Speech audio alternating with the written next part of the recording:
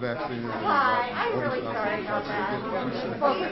Make sure that we get tested. And my brother and my sister I knew the rules. we were worried about them. They're like 3 or 4 years older than we are. So I was really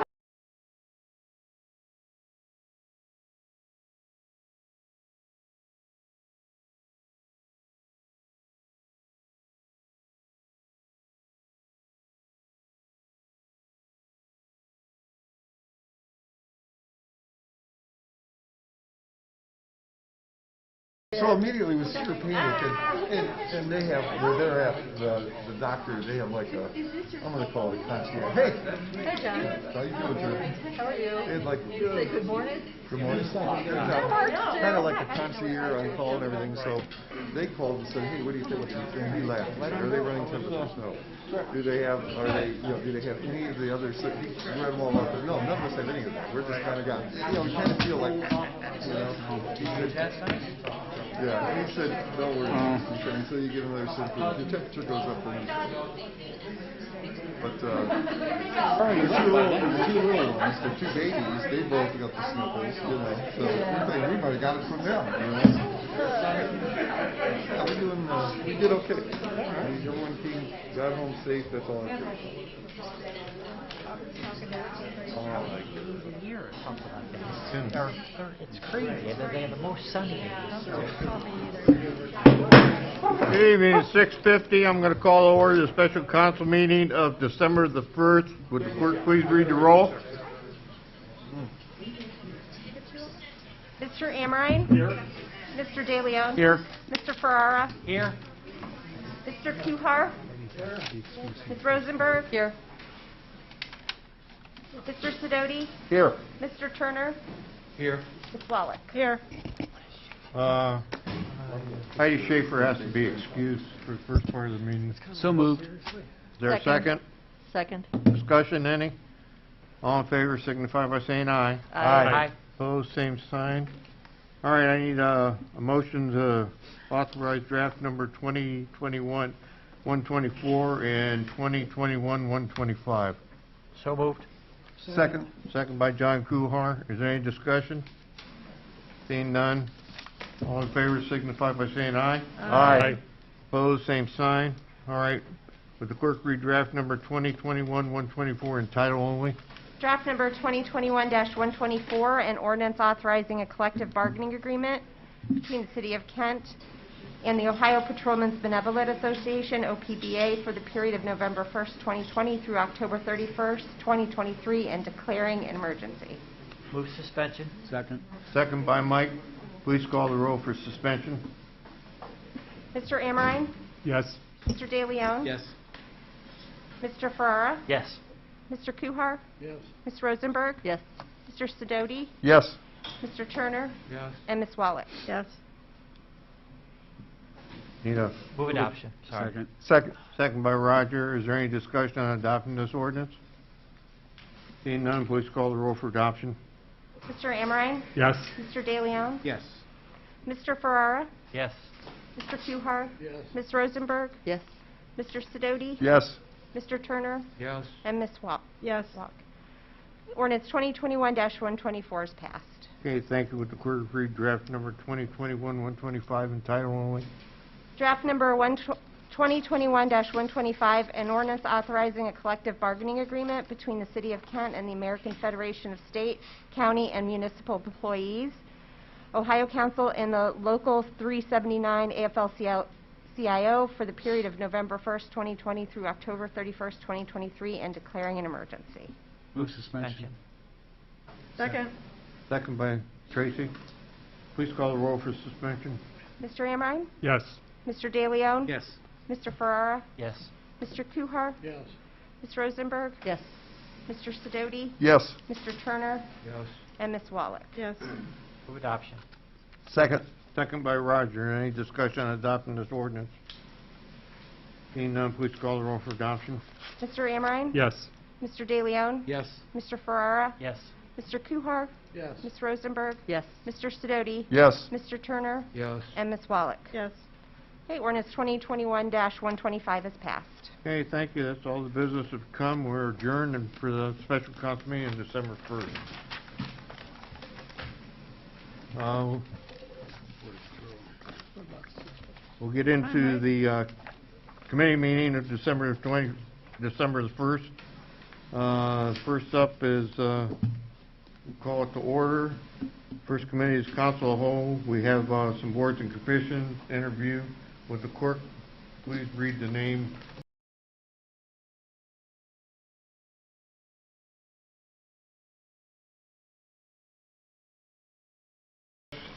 And we'll give you 4 minutes.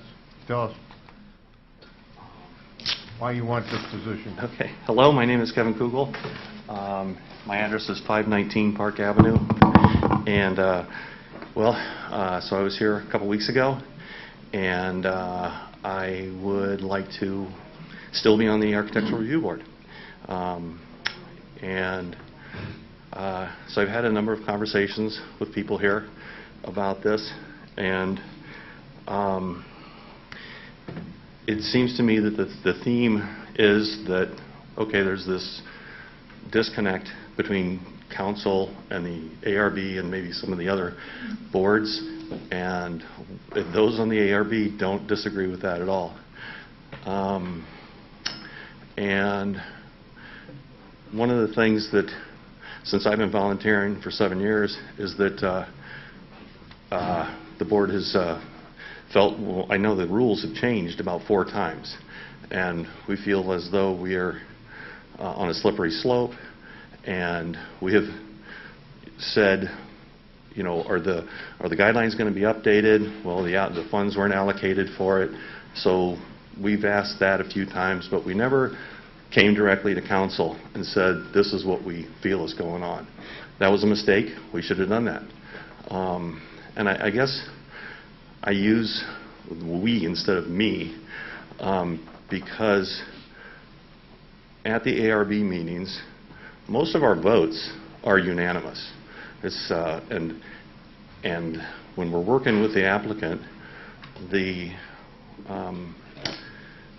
the effort to empathize with their budget, what their needs are, everything from a small sign up to a huge building, and then the board's willingness to compromise with an applicant on what if you do this, and they go, well, how about if we do that? Anything that we're suggesting, we keep in mind that it's not a suggestion that's going to cost them more money. It's like, no, we don't want it to be vinyl, we want it to be brick or something. Well, that never happens. It's just like, okay, we understand what their budget, where they're going, and so those suggestions are, I think, empathetic that way. Do you guys have any questions for me? Other questions from the committee? Yeah, Mr. Brown. Roger. Yeah. Kevin, thank you for being back here. Is it possible to clarify the mission of the ARB so that it coincides with the general mission of our community? Is it possible to write it in a way where there isn't as much architectural jargon and as much, you know what I mean? Yeah. Is it possible to make so that the average person can look at what the mission is of the ARB and can understand how decisions are made? Yes. Okay. How can that happen? First of all, when you look at our guidelines now, it's hard for me to reference something in there. I've talked with other people about this that regularly go through there or have read it, and it's like, okay, I want to find window patterns, or I want to find colors. It's like there's not a real definite table of contents index for you to just find those things quickly. You have to read the whole 40, sometimes just go through it until you find it. So it's hard for me to do it, and for the layman to do it, I would imagine be even more difficult to find their specific, thing that they're looking for. So, that would be one thing that I would want to have in the new guidelines, request of whoever's writing them.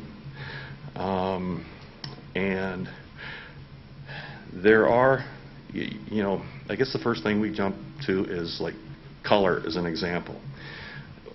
I don't see any other community that says maybe you'll have an HOA that will have these specific colors, but I can't imagine how we would say these specific colors. But if your building is in this style, this range of color types are what we're looking for. And then, does that leave it open to interpretation? Yes. But I don't personally. If somebody's got a better idea on how to write that, I'll listen to them. And I guess with my experience, I would like to be part of this process that you're talking about, of making it clear for the community. I see the process of the new guidelines definitely open, like we talked about the Franklin Avenue Bridge, being open to the public, general public, council members, designers, far and wide or in the city, having input or sitting on some sort of citizens action committee to write this thing. And like the bridge, not everybody's going to be perfectly satisfied with what we eventually come out with. And that kind of means you win. But then we have, hopefully it will address exactly what you're talking about, where an applicant can go through and say, if I'm doing a building in a modern style, this is what I need to comply with. And then if it's not in there, then this is who I call to ask. And run it by somebody. The building code is real specific and just keeps getting more specific every year. But still, I get stuff and I call the building official and I say, this is what's going on. What's your interpretation of this? Because you're going to be the person who's reviewing it, and they'll say, well, give me their opinion. Tell me what paragraph it's in.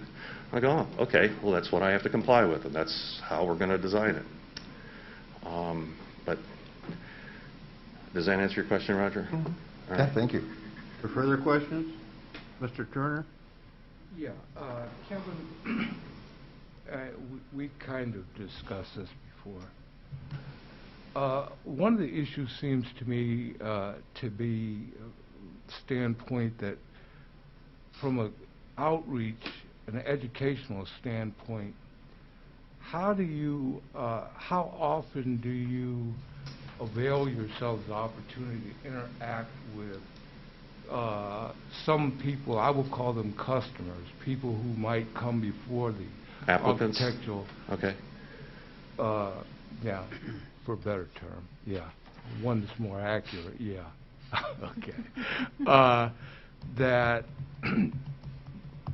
when they come to you, they pretty much have an understanding because they've been before you before, and you guys have been explaining it in an informal meeting. Exactly what the rules are, how they would be implemented, so you don't have people coming in at the last moment that feel in kind of an adversarial disadvantage when it comes to coming before you. Not that that's going to clear everything up, you still have a process. But the reality is that, some people when they come in, they didn't know something that maybe they would have known had they had an opportunity to sit down and be educated about what the Architectural Review Board's function is. I see this happen a lot. If we have a registered architect come in, they've designed a big project, they've done a zillion projects, they are an architect, they know design speak, okay, we speak in those terms. Then there's people, they're just opening a business, they want to put some signs up, they want to, they're not designers, they're not artists, they don't have that verbiage. And so we adapt accordingly.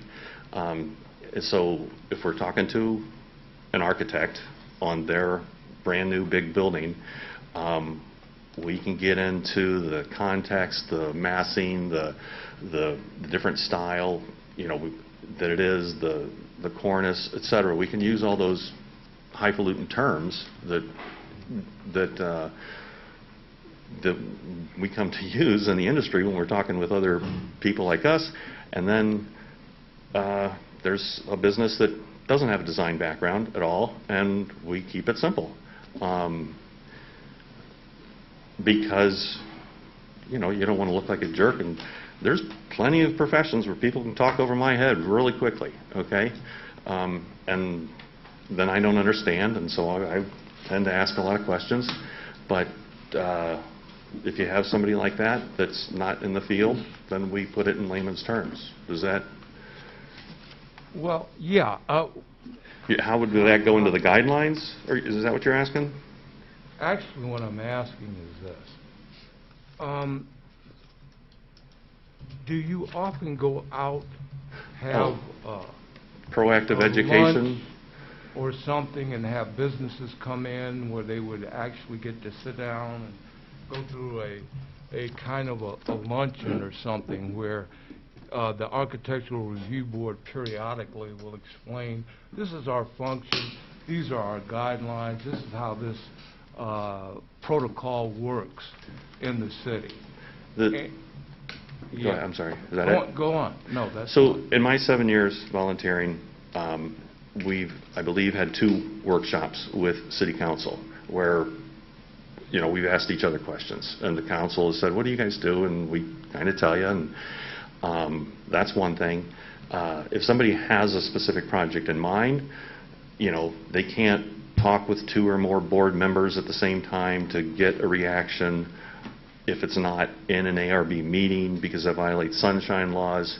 But if they're going to come to me so they have to get on the agenda for the ARB, and there are plenty of times when applicants will do exactly what you just said. It's like, we're still, maybe it's a bigger project, we're still in the design phase, we're not done designing yet, preliminary design, we're not to final design yet, and we want to know what you think of it. You know, we can go this direction or this direction, you know, and it'll cost us the same, and what's your reaction? Just have a preliminary review. That is definitely something that we do on a regular basis for large projects. I can think of the bigger buildings in town where we've done that.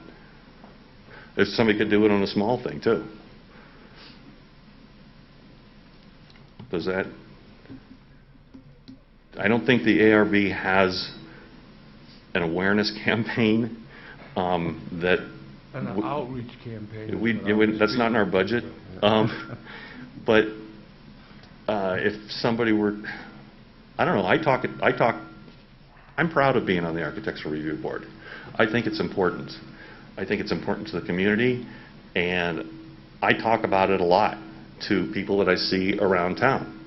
You understand it's a niche. What's that? It's a niche. It's very specific about the function and very technical. The issue for me is people are not going to come to you unless they actually have to. They have a project or something. I think that's logical. But on the other hand, there are opportunities you have when you say we're going to have a luncheon, because you're discussing downtown, you're looking at historical districts and other kind of desired functions, the way things are supposed to dovetail and match up in the city. My question was, how often do you, or do you even think it's valuable to do? Now, I don't think we'd be violating the sunshine law unless you're doing business and you take votes. To me, doesn't, I think, require that you have to, there are probably some technical aspects to it. But your ability to be able to sit down with people and then explain, this is, because I'll be honest with you, to me, when I was looking at the Architectural Review or ARB, I was just a bunch of letters.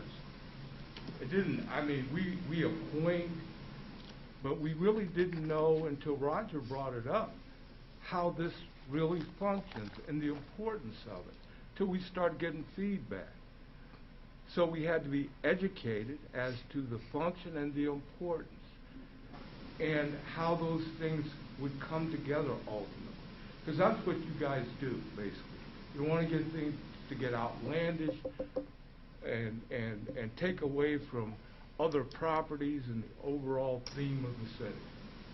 So my issue is, quite frankly, going out beforehand so people kind of get an understanding of what is going on and what your function is and what the overall objective is of the commission. I think if you're going to do a project, you need to do, if you're going to buy a building, do a project, you need to do some due diligence, maybe get a lawyer involved, find out what the zoning is, what the fire department's going to require in order to get their vehicles in and out, the police department. There's the fire, police, on bigger projects, though they review projects before they come to us, because we don't want to suggest something where then they can't get the fire truck in. And so I think it's imperative on the applicant to do their due diligence, to find out zoning, all sorts of codes, building codes. You know, I guess, yeah, it would be great if everybody knew about it. It would be great if everybody knew about the building department. There's people that don't have a clue that Kent has a building department. And I talk with those people, and I go, no, you're going to have to submit drawings that comply with the code, and then maybe I've done it enough times I don't shake my head anymore, but I kind of walk away and I go, how do people not know about the building department or the ARB or the zoning department or all the other departments that you have to, all those hoops that you have to jump through in order to get a project completed in the city? Engineering,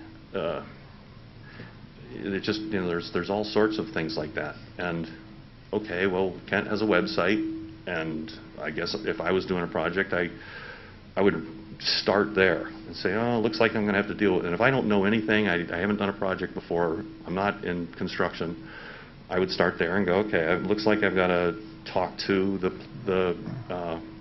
this department, that department, and this is where I'm going to start, and they're going to redirect me, and it's going to take a while to jump through all those hoops. But the ARB doesn't like put out flyers and leave them in restaurants. And the workshops that we've had, I would like it if we did more workshops as city council members and ARB members change, maybe one a year, maybe a couple a year, so that as new questions come up or new people come in to those things, you do it at a council meeting, and obviously the public is welcome here. So that's one suggestion I would make, is more workshops. But Heidi? Yeah, maybe you can answer this yes or no. Do you believe it's the role of the ARB to promote itself or explain its role to prospective persons that come before it, or maybe you can answer shortly, or is it the role of staff and to some degree the city council? Staff. Thank you. That's where I would start if I was an applicant. Thank you. That's what I felt Anybody that you were else? getting at. Yeah. Roger. Yeah, I know. One last. Kevin, first of all, it's real clear to me the last couple of weeks you've thought about this long and hard, and I appreciate that, because it's not always easy to come back around, and you've thought about it, so I really do appreciate it. Thank you. I just have one thing is the reason we're here is that there's no bad guys in this deal. There isn't bad business people trying, there's obviously, you guys are extremely good in terms of your professional careers, and you're volunteering your time, okay? So I want to put that to rest a little bit, because I think that there are times people think that no one wants to be the bad guy. I've heard people say that. Well, no one wants to draw a line. But I just need a little help here. How can you help, if you're on that board, to lead a situation where we have had now 2 incidents, and I'm going to use a term that people might not like, where we've had business people act with impunity and just opted to do what they wanted to do. So that is a symptom of not the people being bad. That's a symptom of a cultural issue about the ARB. There's a culture there that obviously that has done that. And the second piece to that is that they appeal to us. Now, if you guys have a standard, but we don't understand the standards, and they're appealing to us, and we can't even understand what the standard is that ARB used. Is there a way that we can, I'm going to get back to my original question, is there a way we can clean this up so that it's pretty clear to the average person how the ARB is making its decisions against standards? Because I certainly don't, I vote no to overturn any of whatever you guys do, because how do I know, right? I mean, I know what I like, but when I look through that stuff, and I'm somewhat intelligent enough to read it, I go, what the heck? There's no standard there. So is there a way that we can, and can you provide some of that leadership in your mind, that we can change that and begin to bring that together in a way that is understandable for everyone? Hopefully understandable for everyone. That would certainly. I know, I'm giving you a high bar. You use the word standards. Yeah. There are communities that have architectural standards, right, and specifically HOAs that have right, standards, and they can do that. They're private, and it's very specific on styles and colors, and this is it. This is the standard. This is not a guideline or some other word, but. And obviously Hudson has something that's more towards standards than Kent ever, I think, would be. And, Okay, we have a Kent standard. We could, yeah. Well, but I guess what I'm driving at, Kevin, in not having a standard, that means every decision that the people we appoint to the board, it is a subjective decision. That it's, an analogy would be with the BZA. The BZA's numbers, it's defined, it's so many feet on the setback, it's these uses, okay? But people ask for variances, and that's why we have the BZA. And that process then goes to a subjective level. The board members on the BZA then go, yeah, okay, everybody else on the street's doing it. We can see what your hardship is. And even with the BZA's much more defined numerical, mathematical standards than the artistic ARB, they still make subjective rulings. And then if somebody doesn't like that, they can come to council and have it overturned. Okay, well, that's a good check and balance. I'm going to interrupt. I think we're getting more into logistics of what the ARB is doing, and we're getting away from, do we want to vote for you to be on that board? I would tell you that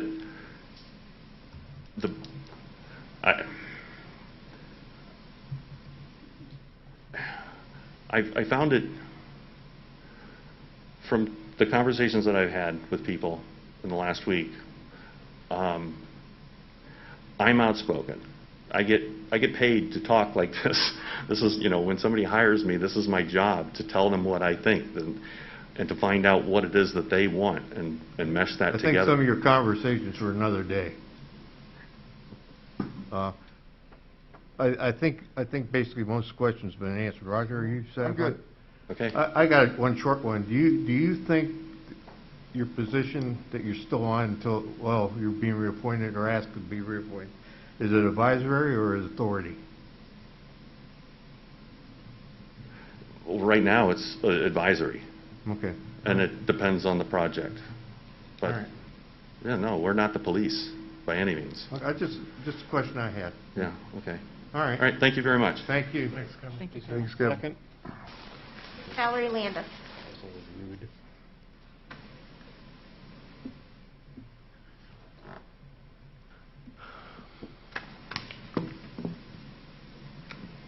I'm going to take my mask off. Hi, everyone. It's good to see you again. I have had some time to think, and I want to talk from the heart. I think that we need to start with the basics. Let's line out where the areas are, what's downtown, what's the, different districts. And then let's have a very constructed plan put together. I am just going to say the elephant in the room that I'm probably the least qualified person to do this, but I might be the best wild card there is. because I come in with a fresh set of ideas. I care about the city of Kent. I really want to be on this board. Not getting elected last time clarified a lot of things for me, and that I wanted to articulate to all of you that I want you to vote for the best person. But I also want you to keep in mind that a fresh perspective on things might be exactly what this board needs. I think advocacy is important in the right context so that it's not abused, but that awareness happens. And some of my ideas I expressed actually very early on during my application process. And I look at this entire board as we need to say, who's our customer? The customer is the business owner. And if you look at the meeting notes on the city website of the last year's worth of meetings, there's only been a number of 2 new projects. So I could see that an architect would be a very good choice, but we already have architects on this board.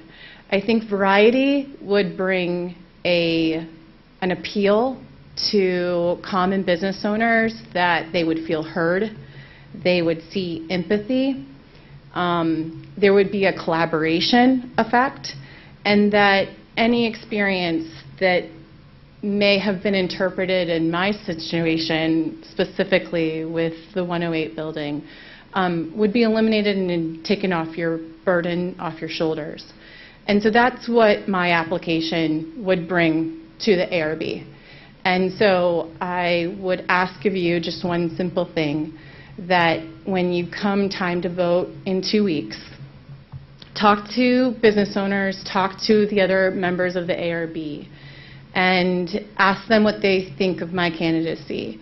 And if your heart tells you that my role would be complementary to this board, I would ask you to vote in my favor. And that's really just what I wanted to say.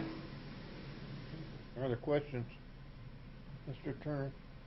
Yeah, you use the word advocacy. What does that mean to you as it relates to the function of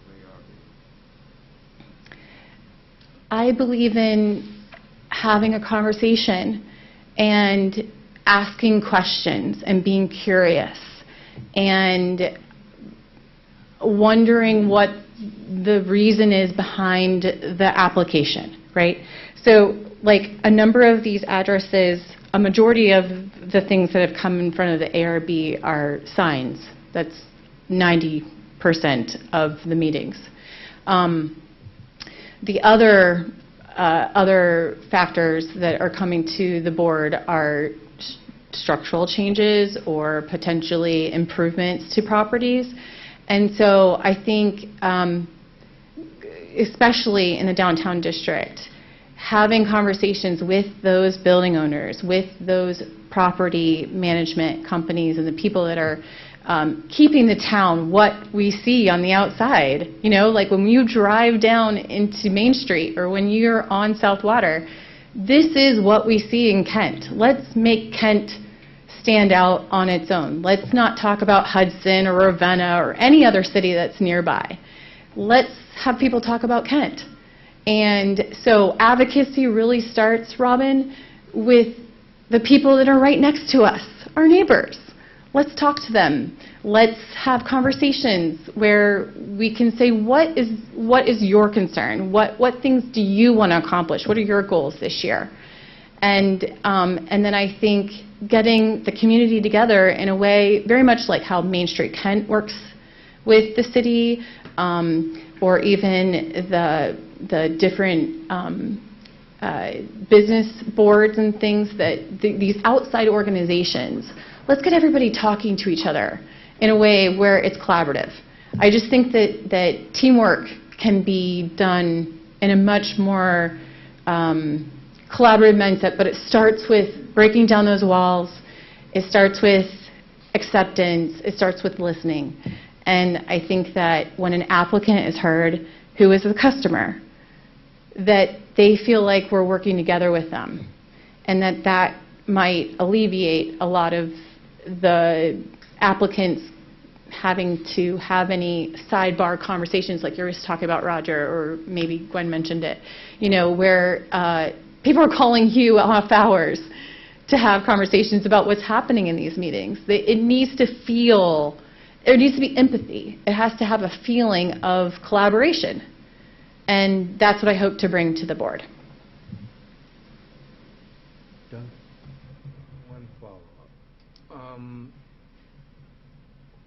You went through a process.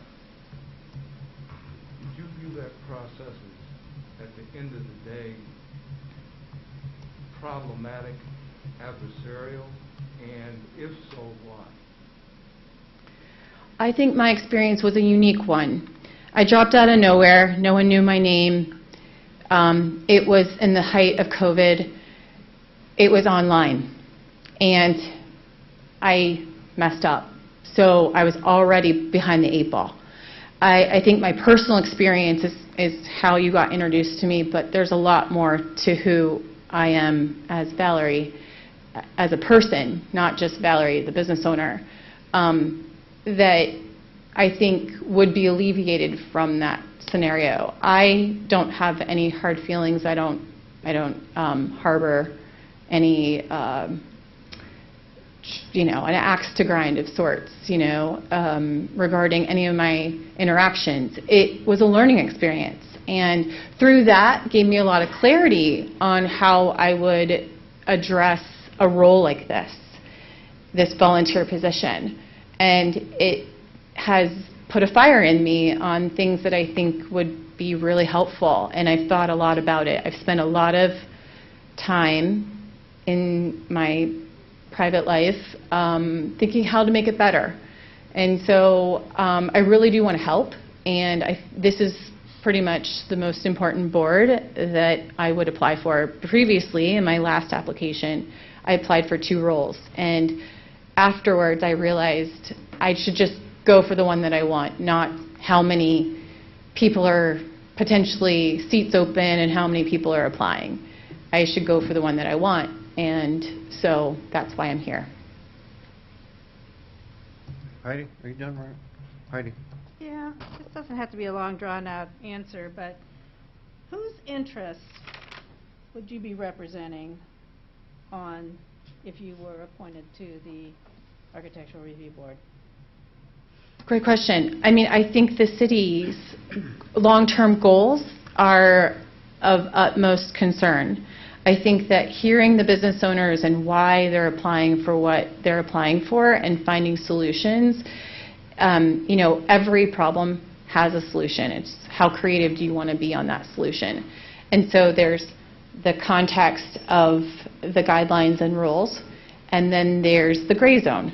So we all know that there's, a set of standards and rules that everyone's required to follow, and then there's real life, how it actually, the cookie crumbles, right?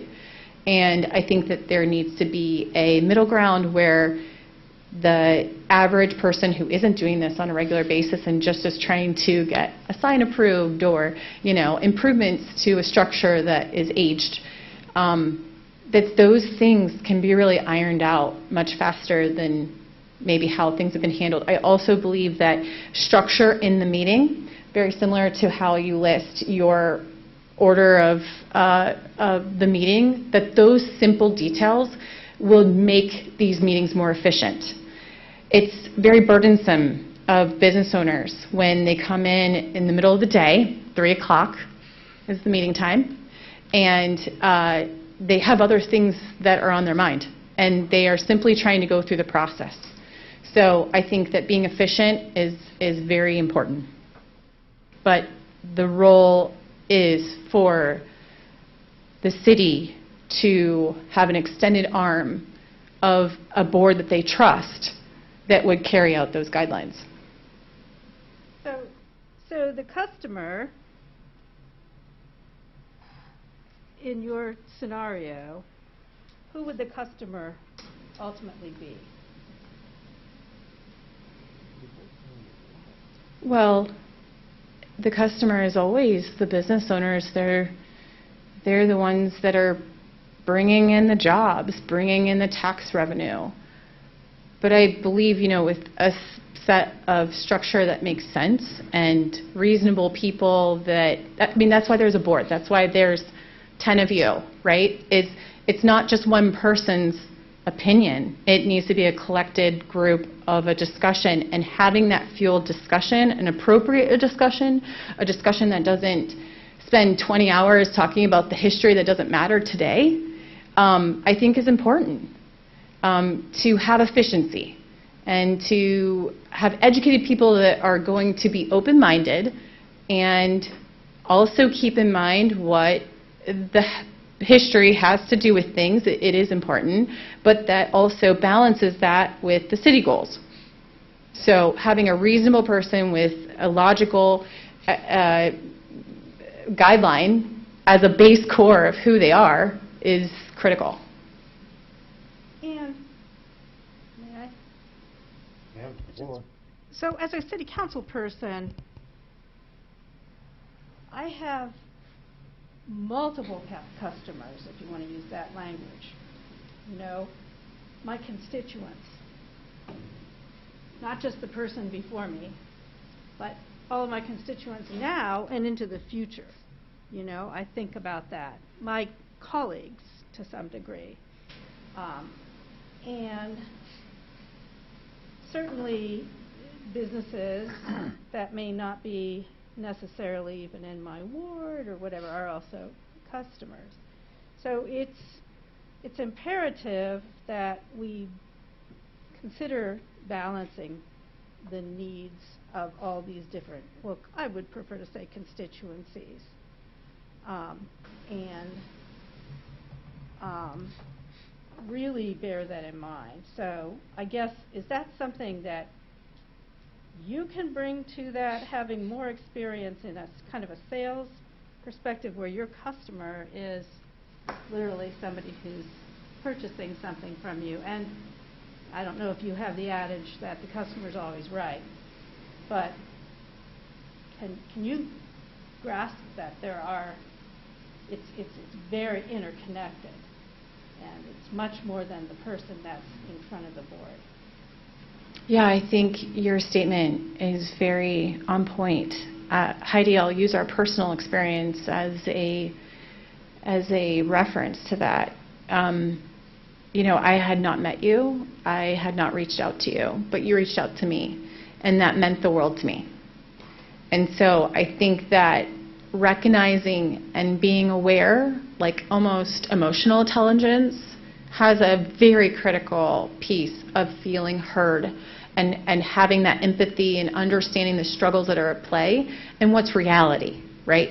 You know, anyone that is going for it in this environment should not feel like they have another hurdle on their back in addition to whether or not they're going to make it, right?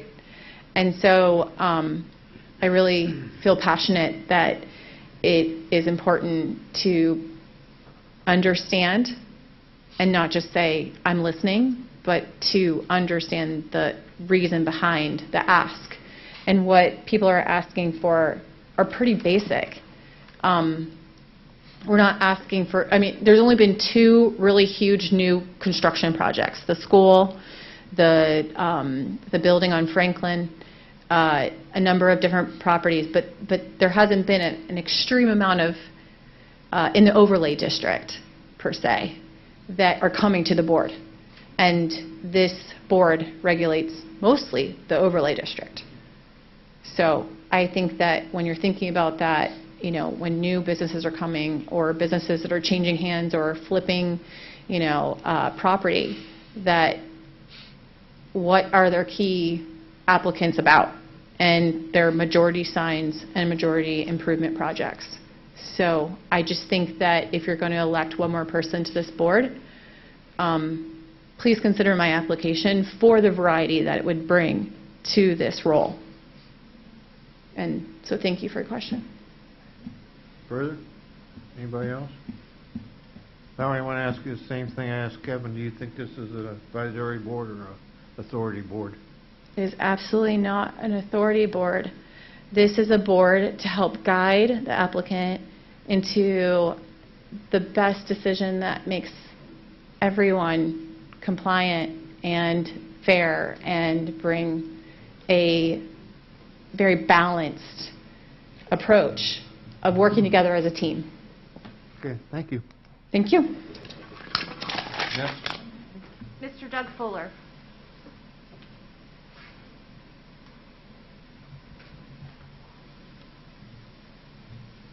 Name and address, Doug. My name is Doug Fuller. I live at 1431 River Edge Drive in Kent, and I'm happy to be here. I'm hoping you won't throw me out real quickly, but I'm actually withdrawing my request to be on the Architectural Review Board, and I would really hope that you support Kevin's nomination. Kevin has served ably over his 7 years, insightfully looking at the code and using it. The code we have now is a difficult code to use. It's hard to find things in it, and indeed, in many ways, architectural language can be different. And the questions that are being asked and the things that you're asking about are fantastic, because if we can build a new design guideline code that takes in not only the language, but who we are. Now, I have to qualify that. If you look at the first page of the first guidelines that was done, if you read that, it very clearly explains what the guidelines are for, is to preserve the character we have in Kent.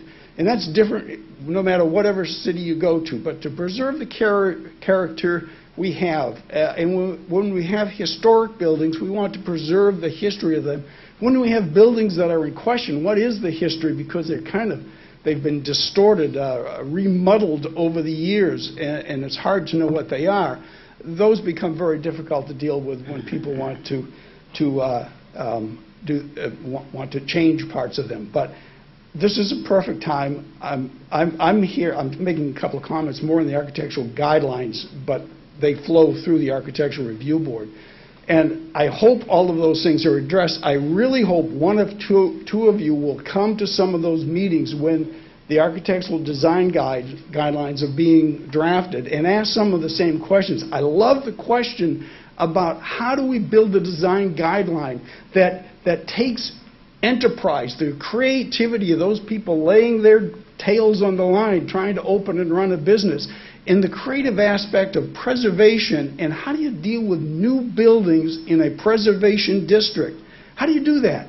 Do we want them all to look the same? You know, I worked for Ron Burbick. Ron was, some people may like him, some maybe might not, but he was a great guy to work for because he was so clear to me what he wanted. He said, I want my buildings to look, when we get done, as if they were built in the 18, whatever, you pick a date, like they've been here forever. Okay, that's one way of doing downtown redevelopment in a small city. We've got other buildings going up that really push the limit of the design guidelines in many directions. I think the design guidelines we have don't address as well as they could what you do with contemporary buildings in a historic area. It's a very difficult question, and it's a great one to be discussed. And by the way, I want to add, if I would love to be part of that discussion with people going on and designing this new guideline. I got a ton of experience with it. I was involved in writing the original one. When we got done with that, we had questions about areas that we still the group wasn't fully satisfied with. And some of those are the exact things you're addressing. Remember, this code was good enough when we did it. The original one, through about 2012 or so, it was still being used. And it was good enough to have 80 to 100, maybe more than that, million buildings built in the downtown that use this guideline. 80 to 100 million dollars worth of buildings in our downtown using this. But yet now what we're arguing about is the color of paint on a trim of a window. Pretty crazy stuff, how a guideline is supposed to be able to do all of that and do it well. And I think it can. It just takes a lot of time and insight. There are color guidelines in here. Unfortunately, in the city's guidelines, the way it was changed, you can't find it. Unless you read the whole guidelines, you might run into it. Remember that you read that 4-inch piece on color in buildings. So anyway, it's an exciting time. The design guidelines are meant to reflect, not reflect the community standards. And we have everything across the board in architectural style. We have everything from the, I was going to say puffer belly, the depot, its distinctive architectural style, the old hotel. We have many buildings with distinctive styles that need to be recognized. But we're also looking at what the future style of Kent is, and how do you mesh those so something isn't so out of sorts that it tears our town apart visually, but brings it together. So, and, you know, we did, and all of you got a copy of the facades of Kent. There was questions about how we communicate. Well, there was a bunch of us that said, you know, one of the ways we ought to do this is to show people what our town is now, what it was in the past. Our hope was that people coming into town would get a chance to see the book, read about the history of the building they just bought or are going to rent, and would understand it. They'd absorb that history into their own thought process and make them better owners of that building as they move forward with it. I'm sorry, I've taken too much time. Doug, we're kind of getting away from the program Yeah, again. Roger. Yeah, I do have one question since he took the time, and that is, hey, we have an opening on the Planning Commission. Are you interested in applying for that? Actually, Since no. you've withdrawn your... Well, what I think by tomorrow night I'm going to be applying for is the Preservation Committee. It's been a very inactive committee and has tremendous opportunity to find funding for different studies and work that could be done in the city of Kent. And I really think that committee could play an important role in our future. And so that's probably where I'd like to put my time. Anybody else? There's no reason to ask. I know. Doug, I'm going to still ask you the same question. You think that board is an advisory board or authority board? Well, it's an authority board because they are asked, they are required to give a certificate of appropriateness on a project that is brought to them. They decide whether that particular project meets the design guidelines. And I admit, I'm glad I haven't been on the architectural review. Oh, by the way, I was on the architectural review board for I don't know how many years, until about 2015 when I was asked to step down. But where was I going? I'm sorry. This was really an easy answer, No, yes or no? No, it's an authority. They give an approval. So I don't know, if giving an approval of somebody's project makes it an authority, then I guess it is. But believe me, you ought to come to some of these meetings. They're very collaborative. All right. They're very, let's talk about what you're doing and what you got and see if there's some changes that would be helpful for that building in our downtown. Okay, thank you. I do hope you'll vote for Kevin. Thank you. Thanks, Doug. Moving on, the next would have been the community reinvestment area. That appointment has been made. The other one is the Kent Franklin JED Board. That appointment has been made. I just mentioned that for the record, so we moved on to the Sustainability Commission. Mr. Andrew Scholl. What's Andrew Scholl, 804 South DePeister. I'm back again. I just finished my first term on the Sustainability Commission, and when I first joined, I was asked to apply for the commission because the City Council had recently asked the commission to develop a climate action plan, and so they're basically looking for people with interest and knowledge, and they wanted someone who had some experience working with greenhouse gas emission inventories, who had experience working with data, statistical analysis, things like that. And that was when I first applied, because that was already underway, and I got involved with it. As you'll hear, the first part of it was actually just recently completed, which is the full inventory, but then we're going to move on to the next steps of the climate action plan, which is identifying areas to focus on, recommendations of things that the city could do. And so having been involved in that first part, I would like to stay on the commission to continue that work on the climate action plan and the other things that the Sustainability Commission has been involved with. I also feel wanting to stay on too because I'm currently, since I started, everyone on the commission has revolved off, and so I'm the only one on the commission who was involved with the development of the climate action plan to this point. So it brings a little continuity to it. I know this past couple of months, there's been a lot of bringing the new commission members up to speed on the whole process. So I figure that can be useful, some of that continuity. So, if you have any questions? Questions? Anybody? Thank you for re-upping. Yeah. My pleasure. We had to sort something out first, right? What? Did you apply for 2? Oh, yeah, we sorted that out We had already. to sort Yeah, that out. sorted out. That was my mistake. I didn't realize there was a Okay. change in the policy. We learn too every day of the week. All right, thanks. Just to mention, the vote will be on December the 15th, and everybody needs to get 5 votes, or they must reapply, or we'll send out applications. All right, moving on. Intergeneration Village update. Dana, I think you're there. Oh, I see There the she is. post. Yeah. Hiding I behind don't, the well, that's one of our drawbacks here. Dana, you have the floor. Thank you. for Thank coming. you. Appreciate your time this evening, Council. Thank you for having me back. I'm very appreciative. And I'm really here on behalf of the university, and in particular, Councilperson Turner and the members who spoke at the last council meeting raised some concerns, and we really take those serious. And want to be sure that we, in a public and formal way, address those and responded, but also let you know the plan. And so that's really my purpose here, to just quickly let you know where things are. First and foremost, we have a community meeting planned and want to share it today, but we're also going to do quite a bit to make sure all the residents, in particular of your ward, know about this. It's planned for Monday, December 13th at 6 p.m. We also recognize that a more centralized location is ideal, so we were able, thank you Chief Shearer, to get the Kent Police Headquarters Community Training Room to host that. So that's Monday, December 13th at 6 p.m.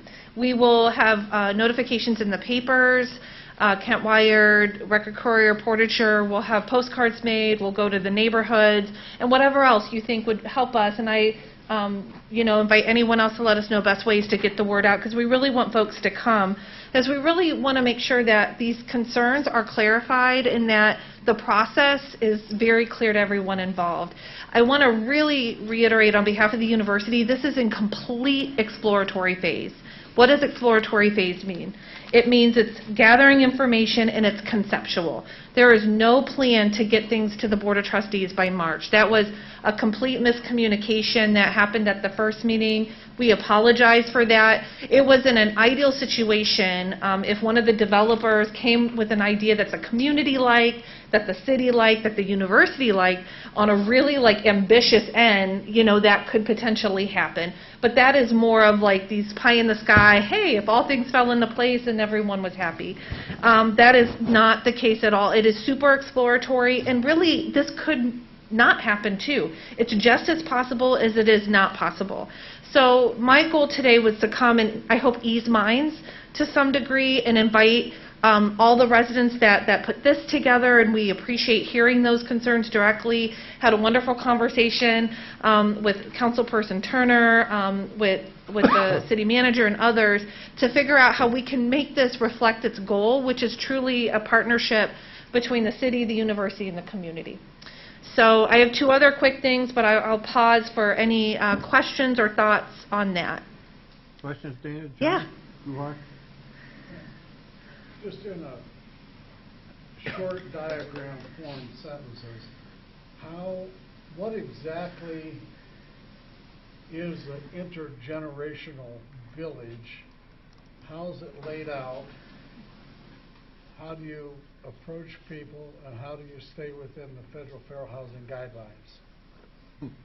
Well, I would invite you to the community meeting for that answer, because I don't know that I could do justice for all of those. I am not an expert. What I do know is the concept of intergenerational is the idea of people across many generations, senior living, maybe single-family homes, maybe some undergraduate students living in the same kind of housing unit. Beyond that, all those other pieces, that's not my expertise, so I don't want to stand before you and give bad information, but at the core, that is what this is. A lot of it, though, is not known. This is why we're in the conceptual phase. It is to get ideas of what the residents, the city, and the university would define this for, what it means for Kent, though, too. So I do think that's an important part of the process. Outside of that, I think these are all the things we can really talk through with expertise from Bridget, from Doug Pearson, from folks that know a lot more about those specific things at that time. I guess in my mind, I'm trying to envision, are you going to say, okay, we want old people here, young people here, older people here? I mean, I don't know. Honestly, this is what we would all decide together. That's the idea. We would explore if, one, we want to do something like this as a community, as a university, as a city. If we did, then we would have to then have those things defined. And in the process, some of the things that are important for all those different entities were shared, but to that level of detail, we're not anywhere close to that. Yeah, the reason that I asked that question is being licensed in real estate business for 30 years or whatever, we always have to be very tiptoeing through directing people to certain areas, certain streets, certain cultures. Oh, yeah, sure. Everything else, because it all violates federal housing laws, which are very severe punishments for doing that. And that's why that question came up in my mind. Yeah. I think it's a great question. I think it's one I'll make sure that we are, able to talk a little bit more about at that meeting. Thank you. Sometimes as a realtor, you can't even tell a person to go live where they want to live. Yeah. It violates some laws, so. Sure. Is that it, John? Any other questions? Well, you got off easy, Dan. Well, let me end on a note of two really great things, because I just, we have a lot to be proud of right now. One, the ice skating rink is up and running, and from November 20th to now, and keep in mind 5 days, 10 to 8, and a few of those days couldn't happen because of Mother Nature, like today. We've had over 1,300 waivers signed of skaters, and that doesn't include those who brought their own skate. We're going to track the impact on multiple levels, businesses, parking, et cetera, but wanted to drop that little nugget. Tomorrow is our celebration, and I hope many of you will be there at 5:30 to hear the mayor and the president talk. We'll have... You're excited, I know. We'll have giveaways and all sorts of good stuff. And we'll also be announcing here our healthcare nights, celebrating our frontline workers on Mondays and Tuesdays, alternating because of schedules in mid-December. Just wanted to share that to council, because as your time permits, I think it would be great to come out and support that. And lastly, on Saturday, we have a pretty big game coming up. We're doing a send-off for the football team at Hometown Bank Plaza, Friday at 11:30. And then whether you're going to Detroit or a watch party locally, go Flashes. So thank you. Okay, Dana, thank you for that interaction between the university and the city. It's always important. Thank you. Thank you. That's it for committee of the whole, community development. Oh, I'm sorry. Are you going to do the Board of Control? We thought we'd do it at the end. We could do it at the end. Okay. Community development.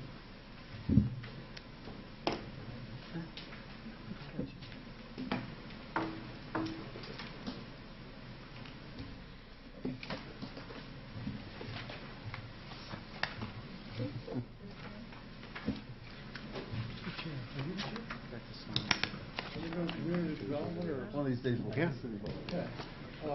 Well, I've been accused of having a lot of hot air, so I don't want to put it out too much. So we're going to have Bridget and Patty talk about the greenhouse gas inventory. Thank you very much. As a reminder for the audience as well as members of council, in October of 2017, council authorized Resolution 2017-18, which formalized the city's recognition that greenhouse gas emissions from human activities has contributed to current climate change concerns. It supported the international treaty known as the Paris Climate Agreement, also called the Paris Accord, that committed parties in the treaty to working towards investments in technology and initiatives that can reduce global greenhouse gas emissions and improve resilience to oncoming climate change. The 2017 resolution also identified the need for the city's Sustainability Commission to develop a community-based climate action plan that council could consider adopting for the city. In early 2018, the Sustainability Commission working with Harrison, established an ad hoc committee to begin the work of identifying the various components that should be part of a community climate action plan. The city became a member of the International Council for Local Environmental Initiatives called ICLEI, and ICLEI provided the city staff and the ad hoc volunteers working on the development of the plan with technical support on the various components, which are also known as milestones, that should be part of a community-based climate action plan. The first such phase is the development of a greenhouse gas emissions inventory report specific to our community. With the technical support provided through ICLEI staff and online training courses, the ad hoc committee volunteers identified the year 2016 as the base year for the data collection, and the volunteers worked separately and in smaller groups to compile actual, and when that was not available, modeling data for 6 specific emission sectors. These sectors are accepted for emission measurements across the country and actually internationally. And they include residential energy, commercial energy, transportation and mobile sources, solid waste, water and wastewater, agriculture, forest, and land use. The city paid for access to an ICLEI greenhouse gas inventory emissions estimation software program known as ClearPath Pro, and all of the data was entered into the program by ad hoc committee volunteer Andrew Botung. Andy was a member of the ad hoc committee, and we were fortunate to have his assistance. He has an expertise in the area of climate change and greenhouse gas inventory development. His guidance proved invaluable as we completed the work that you will see tonight. Andy is currently working on completing his dissertation at Kent State in the field of climate change, and he also works at Davie Resource Group on community-based action plan development. I also wanted to extend a thank you to Davie Resource Group because they let Andy do some of the work during his professional work hours, and they also let him utilize the technology that they had in their offices, and that was all done on an in-kind volunteer basis. Before I transition to the summary of the primary results that came out of the greenhouse gas inventory, I did want to mention that the greenhouse gas inventory is the first milestone of a community-based climate action plan. It is necessary because it has to identify what are the primary sources of carbon emissions in our community so that we know what we need to target. There's actually 5 milestones, this being the first. Following the greenhouse gas inventory that is completed will be milestone 2, which is adopting emission reduction targets for our community. Milestone 3, which is to develop a local climate action plan for reducing emissions in those target sectors. And milestone 4 includes implementing the climate action plan. Milestone 5, which I will probably be retired before we get there, is monitoring the progress and the reports of the results. So it is truly a quantitative, scientific, longitudinal process. And each step builds on the prior step. So it's important that we make sure that the data is solid and not spurious. The report itself is rather detailed. And after some comments that were received from the draft, which, thank you, Judy, I am going to be identifying and clarifying some of the narratives on the scopes topic. In there, both Patty and Judy provided information that I think will help clarify it for the community as well as for council. So before we post it up on the website and formally put it out there as a final draft, I will be making those tweaks. Those edits, however, do not change the data in any way. They'll just help clarify the context and enhance the understanding of that section of the report. Actually, I understood it better after getting information from Judy and Patty both, so I appreciate that. So we're going to move to the slides. Patty already put up the first one. So as I mentioned, all of this data was put into the ClearPath Pro system. And through that analysis of the data, in our community, commercial energy creates the largest carbon footprint for us, generating basically 38% of the CO2 emissions in our community. Second is residential energy. And as you can see, followed by transportation and mobile sources, solid waste, wastewater, and closing with agricultural. Next slide, please. For the residential energy, I wanted to explain this a little bit because these are given in the aggregate. So 66% is generated from what they call grid energy. So grid electricity energy is the transmission lines, the substation, the transformers that we see when we're driving down the highway. It's that delivery system for electricity, something that is difficult for the community itself to address. because those systems are established and cover large geographic areas. The second portion, which is the 34%, which is the stationary fuel combustion, that's more of what you would see in your home. Think of, for example, a boiler, your heater, a furnace, dryers, equipment and machines that combust carbon-generating fuels. So when people get an energy-efficient hot water tank, which is a program that the city actually sponsors through its Community Development Block Grant Program, through the Community Action Council, we ensure that the hot water tank and furnace replacements are energy efficient. When we do housing rehabilitation activities with CDBG and the state CHIP funding, we also ensure that we use energy efficient. And that would be targeting this sector. Next slide, please. This next slide shows the scopes, which I was explaining is a little confusing. So the carbon emissions are categorized in 3 scopes, and the first scope 1 is greenhouse gas emissions from sources located within the city boundary. They're direct emissions from companies owned and facilities here and vehicles. They include stationary activities also from a building. Scope 2, that occurs as a consequence of using grid-supplied electricity, steam, heating, cooling, and are within the city boundaries. Scope 3 is emissions that occur outside of the city boundary as a result of activities we do within it. So, for example, that would be a train, driving, things that we do, creating solid waste that goes to a landfill outside of our city because we don't have a city. We are actually creating the emissions here, but taking it outside of our boundary. So if you look at the chart that's up here, you will see that the Scope 2, which is the greenhouse gas emissions that occur as a consequence of using grid-supplied electricity, steam, and heating within the city boundary, is basically the highest generator for us, which also coincides with the fact that the commercial and the residential use of electricity is also our highest contributors.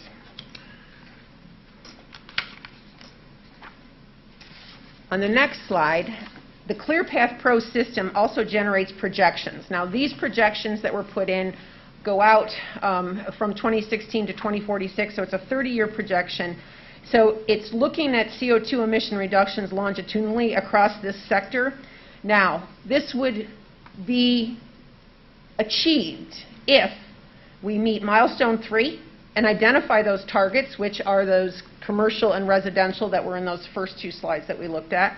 And then also milestone number 4, where we actually implement programs, systems, and policies that will actually allow us to reduce those levels. So as I mentioned, each level builds on another. So this would be in an ideal world that we will see, you know, future Kent residents looking at those reductions that you are seeing in 2046 across all of those sectors. The next slide is basically a chart which is extremely hard to read, but just so you know, the first version, this is actually 1 block out of a much larger, complicated one that even with my cheaters I couldn't read. We had Kim blow it up on tabloid, and I still was struggling to read it. So luckily, Kim is very good with PDFs, and she was able to pull out the one table that we felt had, Patty and I felt had the most relevant information. And it's basically this chart is a high impact action analysis. And it basically identifies science-based targets from the International Energy Conservation Code that we should be working towards. So when we talk about those targets, these are those overall standards that we would be looking at and incorporating. So for example, for the grid decarbonization, that's the first one. They're looking at using clean energy standards. The second one deals with high levels of vehicle miles traveled. And the way they're looking at doing that on-road reduction would be through electric vehicles. So these basically give us ideas and descriptions and sources of how we can work towards those goals. Now, as I mentioned, this greenhouse gas inventory, tonight we would be asking council through the adoption of a resolution to accept this as the greenhouse gas inventory as milestone 1 and the baseline of our community-based climate action plan. And we would then be moving to that next step of proceeding to the next milestone. I will say the work and technical aspects of this was challenge for staff and volunteers. I do think when the Paris Accord, when the resolution was passed to adopt the Paris Accord, the concept was absolutely easy to embrace, but the technology and specificity that needs to go in this for it to actually make an impact in our community was more than what I think staff and the volunteers had anticipated. So while I am asking for that resolution of support tonight to adopt this so that we can move forward with the next phase, I would like to present coming back to you in February once I get a sense on cost and seeking appropriations to hire a consultant to advise us and assist us through those subsequent milestones. The Sustainability Commission did an amazing job. The ad hoc committee as well. The commitment of time and effort is definitely there, but these are volunteer positions. And if we want to truly come up with an action plan that is going to help us come up with policies and initiatives and investment, there will be some financial investment to meet some of these reduction targets. We really do need someone that has some expertise in this to guide our volunteer and staff. So Patty and I have been working with ICLEI, Patty definitely a lot more recently, and Harrison before her. And many of the communities that have gone forward and adopted the full climate action plan and are actually in implementation phase have used consultants to get through that process. But again, that's not what I'm asking tonight, but I will be back. Needless to say, this was a lot more than we expected. I am very pleased, though, with everybody's efforts. It truly was a group effort, so we are happy, and I'm grateful to have Dr. Scholl.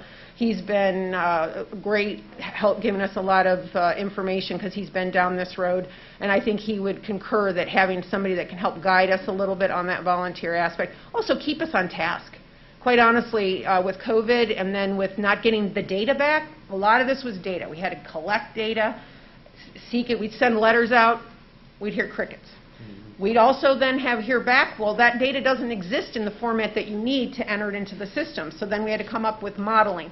So all of this was being done literally on an ad hoc basis, a volunteer basis. So I do think if we had a hired person that was coordinating, okay, this is what comes next, this is what we need to do, these are pieces that we're working on, I do think that would also help us move forward with those other phases of the action plan in a little more expeditious manner. So I'm open to questions. I am not an expert. I'm going to turn to Andy if you ask anything really hard about any of this stuff. And there's also members of the Sustainability Commission and Ad Hoc Committee in the audience as well. Yeah, I don't know, going back to some of the issues or problems, I noticed that electrification was a problem, but now it's being promoted as a solution, it seems. Where is gasoline-powered engines, is that some other category that isn't really reflected in this? If we go back, no, transportation is it was in the first slide. It is third. I'm thinking more of at the residential and commercial, like I have a gas furnace, I have a gas dryer. I was told that gas was the best, but actually, personally, I have converted all my gas appliances that I use in my lawn and lawn care, et cetera, to electric because it was sort of a low-hanging fruit. So is that going to be clear? I mean, is there just some technical stuff that kind of obscures the nuts and bolts of this? Now, in this chart, I know it's really hard to see, but that second orange bar actually suggests 20% reduction in vehicle miles traveled. So that's trying to target. Lawn mowers and leaf blowers? They are actually very low in the sectors that we looked at. They're like less than 3% a problem. When you think about a lawnmower or your snow blower, how often do you get gas to fill that? How often do you run that? A gallon of gas will usually last you numerous mows, and you usually only mow your lawn once a week. So while there is a lot of use and they're not regulated as strictly as cars, it actually is vehicle miles on the road that is the biggest contributor to that transportation sector. And as far as buildings, using electric rather than gas, that's also addressed in here. If new buildings were built on an electric basis, and any remodels or renovations, suggesting that people convert to the electricity rather than the natural gas. Does that help? Yeah, it does. I guess what I would like to see, and I know this is coming, is how, maybe somebody can't reduce the vehicle miles traveled because they work somewhere else or whatever, but what can they do individually or as a family unit or as a business? And those types of things will be what we come up with during our meetings, where we come up with these ideas, just, reducing something, if I reduce something and you reduce something and you reduce something, it counts, it adds up. Getting basically those types of outreach plans out there. I mean, I think, for example, you referencing the lawn care. That I've heard that from my children, but actually this study shows that is a de minimis contributor under that transportation sector. If you look at the whole study, there's actually a pie chart that shows transportation, and it's like 3% or less where vehicles, that is the primary. So if we're going to target, we want to target those high impact areas. Those areas, for example, the transportation. So, promotions and reaching out to encourage transitions to electrical vehicles, which we can do by adding electrical vehicle charging stations, like the 2 that we're going to be going in, and we're seeking a grant for a few more. So those are the types of initiatives that we would identify, but again, we would want those come in these next phases, and we need that to a professional that has done this in other communities guiding on us. That would be extremely helpful. Yeah, this is fantastic. Thank you very, very much. I believe you when you say that this was a lot more work than you thought. It's really comprehensive in its scope, looking at all the different areas and collecting all of that data, and I think it's going to lead to a lot of useful information. My question is, so with the information that we've collected, I know that I saw that there was a comparison of other cities. It kind of looked like kind of all over the country and different sizes. Is there an opportunity, or will there be an opportunity to compare cities of a similar size and a similar geographic, like when it's a hard sell to burn less gas when you're freezing. But, but just like, I think that would be really interesting. Is that like another phase coming? Or is it kind of in here, you can kind of parse it out? In the report, it does mention those things. Okay. So if you want the full report, it will be available to you once we clean up a few more things on it. Right. But yeah. And also, I think, too, one of the things that having someone that has done this in another community, like a Dr. Scholl has he did it for the university, Melanie Knowles does it, can say, they basically look at what can we target and actually achieve. This might be the highest contributor. For example, grid. There isn't a whole lot, I think, that we can do to take ourselves out of grid utilities. I mean, that's what drives electricity. So that is something that maybe through the Build Back Better and the initiatives that are happening at the federal level that'll funnel through the state, those are the types of initiatives. A train, that we had that chance to have that rail between the 3C cities, and we let it go. So I'm so glad that that's back. I'm like, please build that, because that would have been so helpful to have one between Cleveland, Columbus, and Cincinnati. So those are the types of things that are going to target some of those bigger ones. However, there are things that we can do, and that's why I would love to have an expert that has done this in another community and said, you know what, this is what we did in Worcester, or this is what we did in in another community, and this is how we addressed it. Because we need to work towards these goals, but we also need achievable objectives. Right. So there are other communities that are further along in their phases. Yes. And maybe even completed it. Yes. Okay. That's great. They're actually in implementation phase. There are some. But I will say that there aren't a ton of communities we found with ICLEI in Ohio. So Kent should be proud of themselves for putting this initiative out there and going through this step, because we are at the forefront of that process here in Ohio, but there are communities that are definitely been doing this a lot longer, and so which is great, because that means there's some expertise out there as well as examples.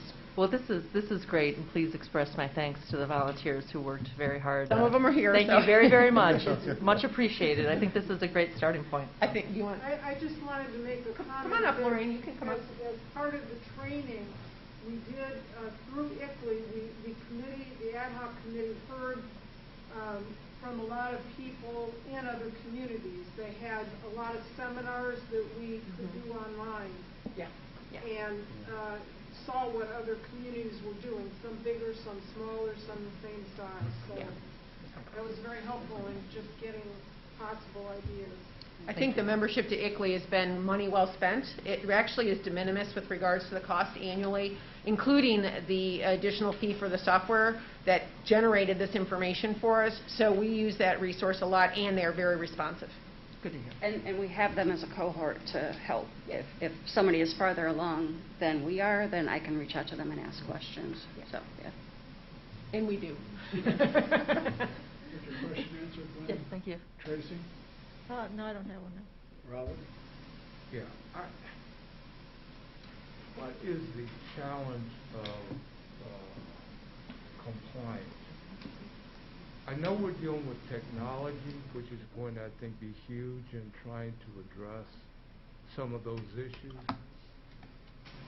What are the requirements on people that are doing things from a standpoint of their, like you said, they're driving, they're doing what they're working with the lawnmowers or whatever they're doing. After you adopt a plan, what is the real elephant in the room regarding the implementation based on things outside of technology that will require people to have buy-in? That'll definitely be in our next phases, not this one, but we've already talked about it in our meetings where we know that a softer approach is going to be better rather than to come down and say, stop doing this.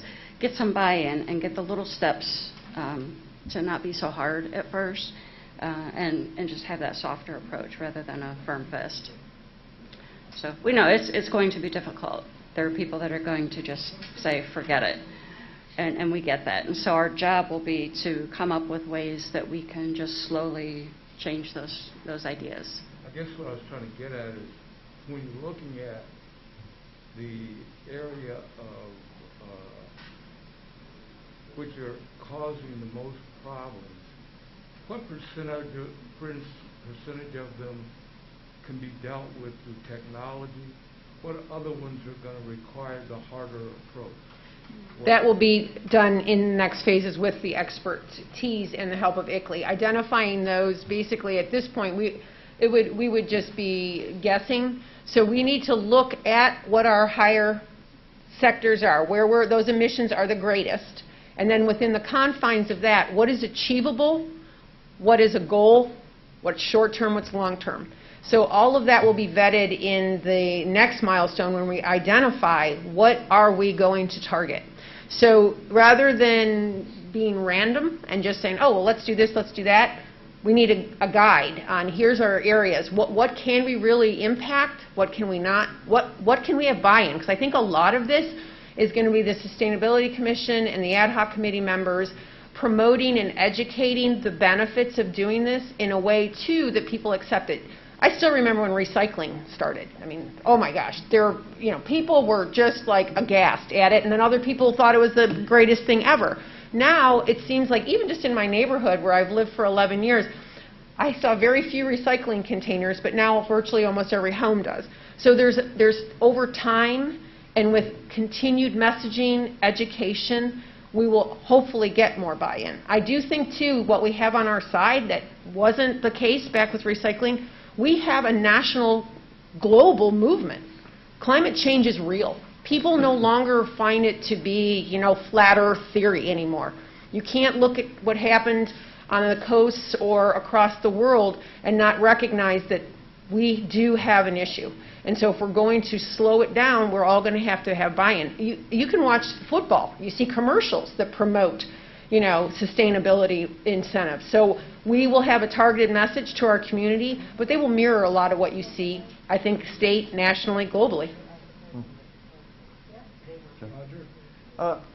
Yes. There are some cities doing this already. Have they been able to show measurable results? That I can't speak to. We can find out from ICLEI, though, but I would say ones that are further along, which a lot of them out west are, I would say yes.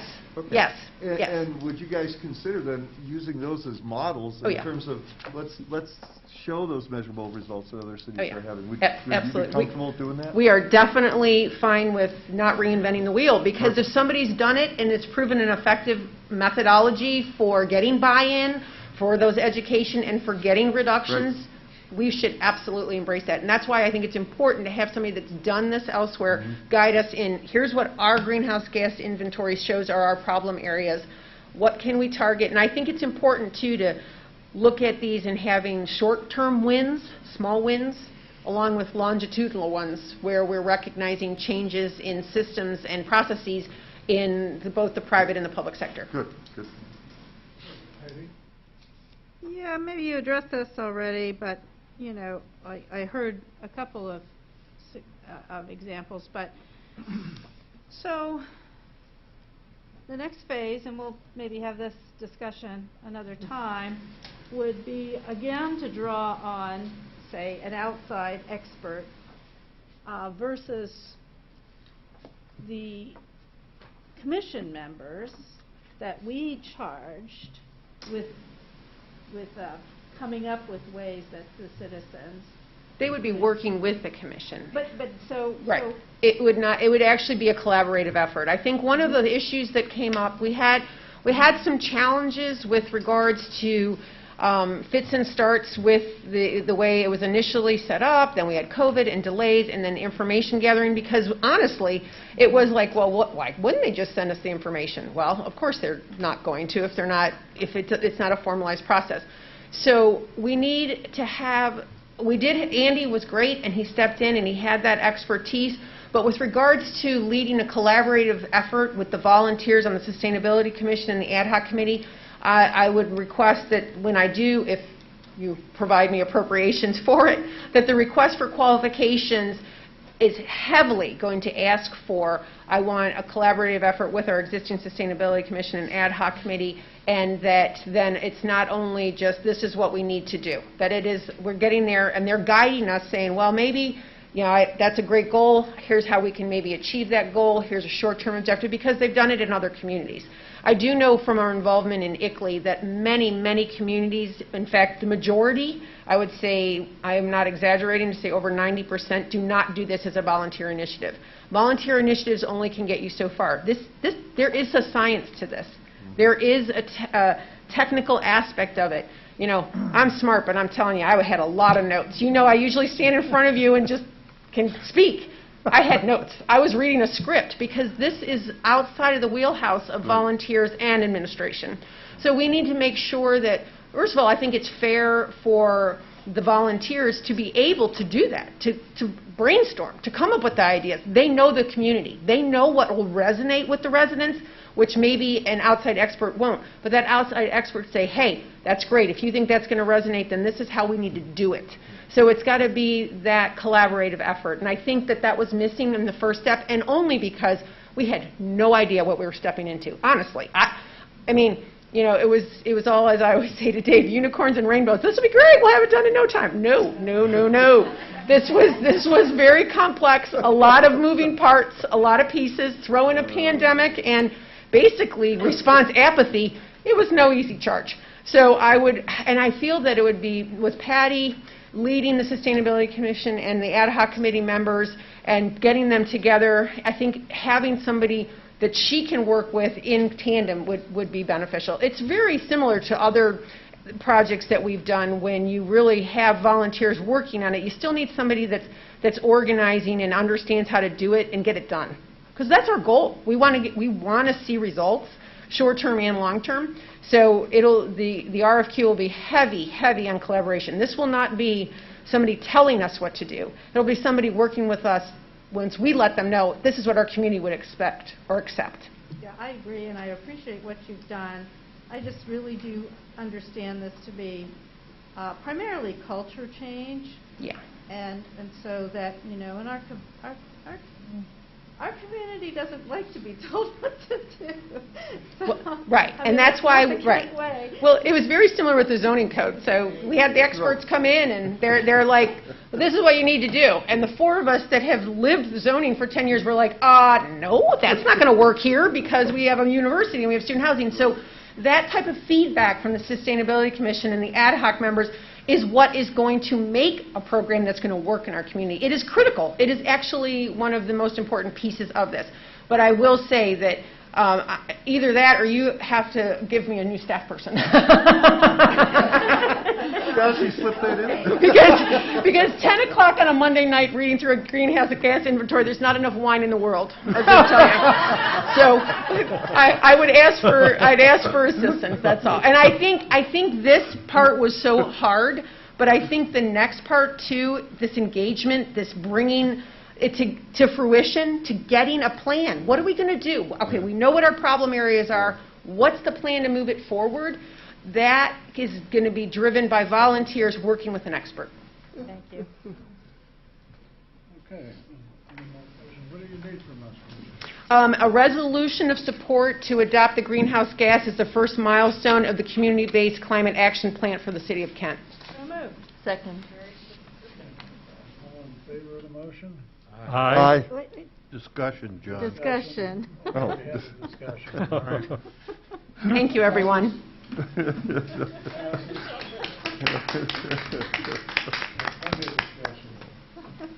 By acclamation. Streets and sidewalks and utilities. I'm done. Okay, yes, Mr. Mayor, we have one item. We have the state ARPA funding application and allocation, and Mr. Bowling, of course, is going to be here. Have some conversation. Good evening. Hopefully not much of a conversation. This is fairly quick.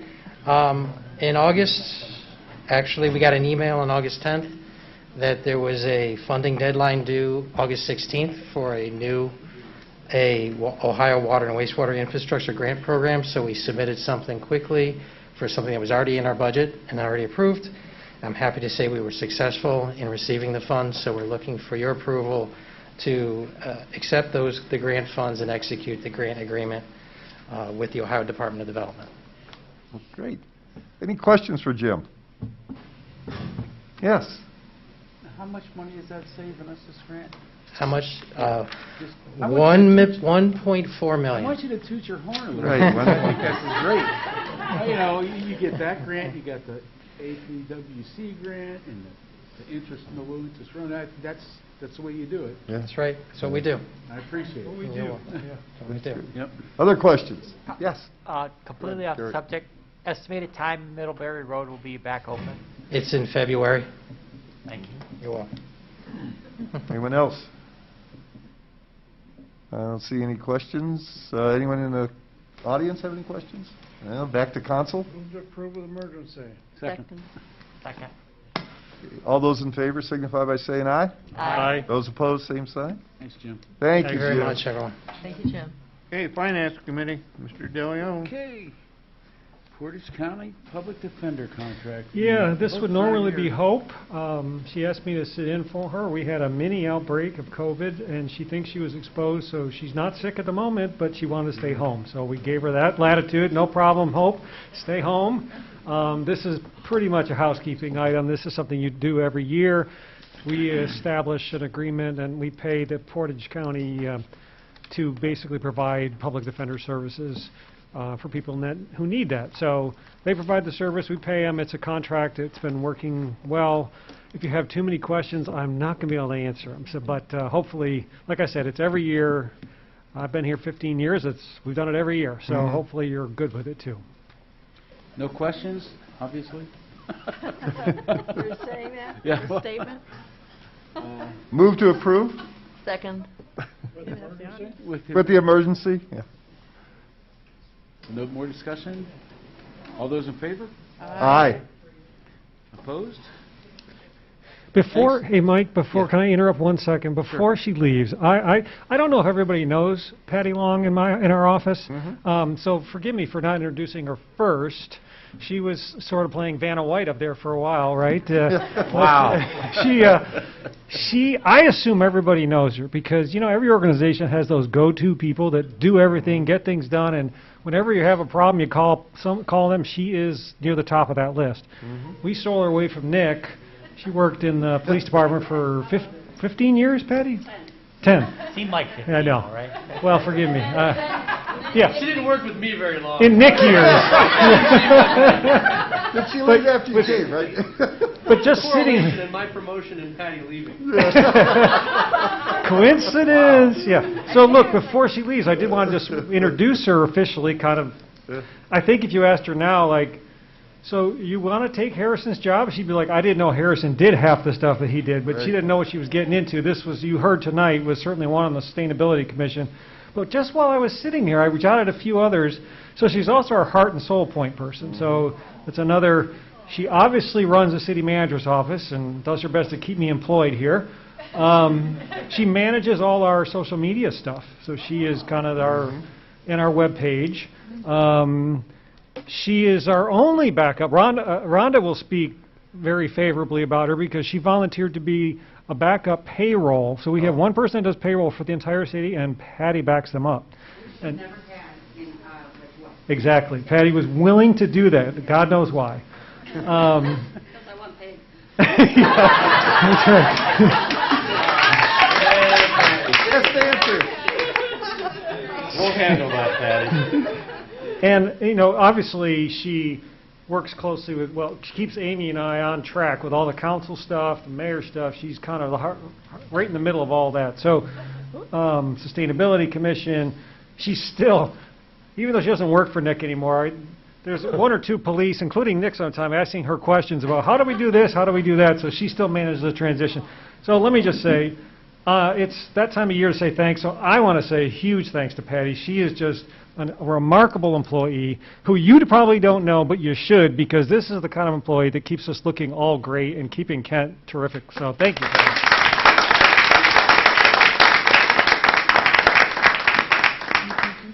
And she likes IPA, so if you have any... A lot of greenhouse gas. Thank you, Dave. Yep. So, Rhonda, you got the budget. Rhonda's up. You're going to make me follow that? Yeah. Dave, did you want to say anything first about the budget? Oh, sure, if you want me to. So Patty did the budget. No. Yep.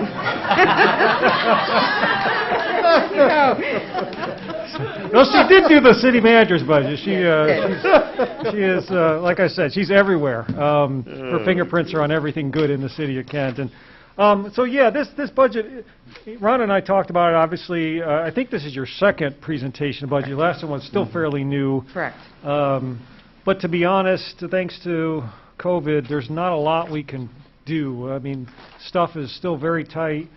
Revenues are still fairly unpredictable. We're happy if we just hold our ground and we don't lose ground currently, and that seems to be where we're trending, so our budget reflects that. We've continued to keep the levels of cuts that we adopted shortly after COVID arrived and we saw all the income taxes, thanks to all the closures, drop. We've kept those in place, and we're, you know, and we're not really looking to change anything. I wish I could tell you otherwise. I wish I had a bunch of new initiatives. I will say, and Mike already sort of hinted at it when Jim was up there, the one thing we have done really well is our grant funding, our ARPA funding, leveraging outside dollars to tackle some of the priorities that we've been struggling with.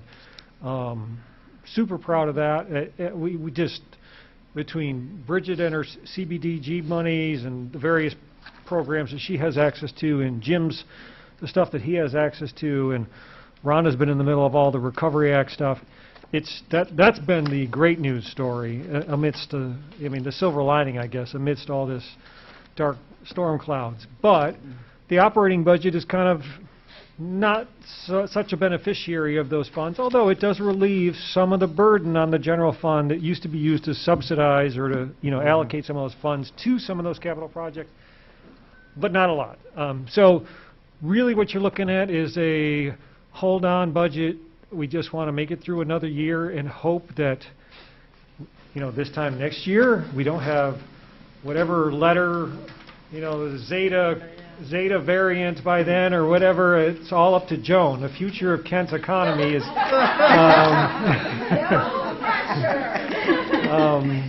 but honestly, we were making a rebound, and then the Delta variant really did. It turned us right back to where we could see that happening when the Delta variant hit. So that's it. As I say, sort of the 10,000-foot view.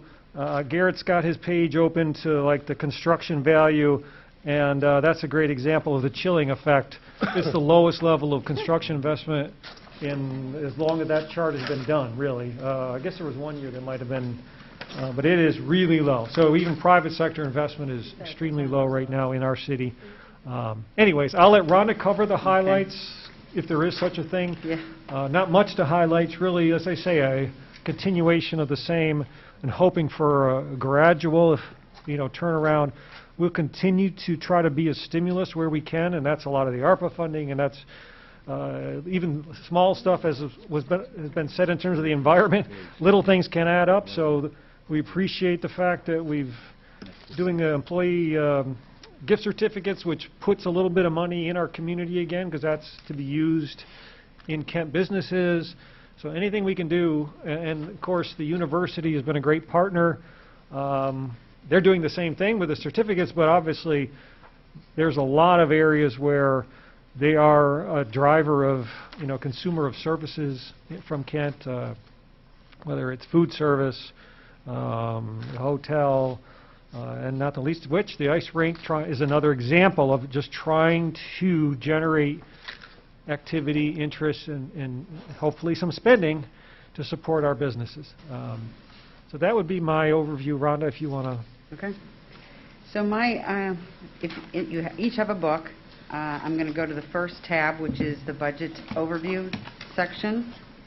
And then I'm just going to jump right to the first page, 1-1. So what we did for this is we actually revised the 2021 budgeted revenues. We increased the income tax slightly, and you'll notice it is rising from last year. And then we're looking at a slight increase for 2022. Currently, we are only not even 2% above last year's restated value for income tax. But what we did include in here, in the second section under federal, state, and local aid, we have the CARES Act money, but we also have the $3.7 million of the ARPA money that we got in 2021. The second half of that will be coming in 2022, along with the state ARPA money that Jim just spoke to you about. Another addition to the 2021 is the Ohio EPA loan down at the bottom of that same section of $2.4 million. And then we have the increase in the bonds, which for the City Hall, which went from, I think, about $7 million to $9.1 million. So all that has increased the revenue for 2021. And we have our bond issue sale going on tomorrow. So exciting news. They're actually saying we could possibly get less than 2%. Really? So fingers crossed.